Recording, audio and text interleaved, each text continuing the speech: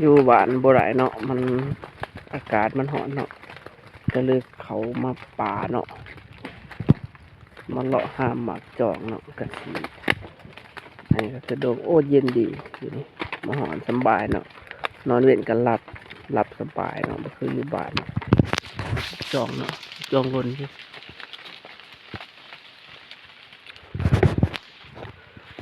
อันนี้คือป่าคือโดมเนาะ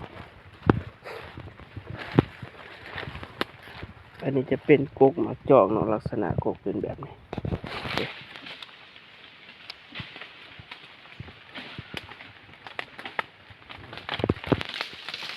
กกหมากจอกเนาะ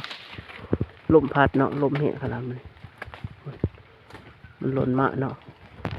คันมีลมพัดมันก็บ่หล่นเนาะลาเติบเลยมันหล่นมา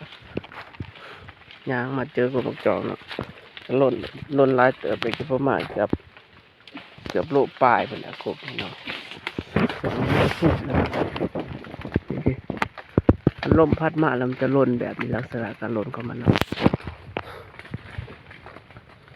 นี่เนาะสุกดีแล้วเนาะนี่เด้อันนี้คือหมากจอกเนาะลักษณะหุบหักของหมากจอกจะเป็นแบบนี้เนาะเด้นี่เพราะว่าอยู่บ้านเฮามันอยู่บ่ได้มันร้อนเกินร้อนขนาดก็เลยเลาะมาป่าเนาะมาเก็บหมากจอกนำกันนอนป่านำเนาะก็สิประมาณนี้เนาะสุกเบิดหมากจอกเนาะอันนี้ก็คืออุปกรณ์ทงเนาะอุปกรณ์เขานำตำป่าเนาะเครื่องของ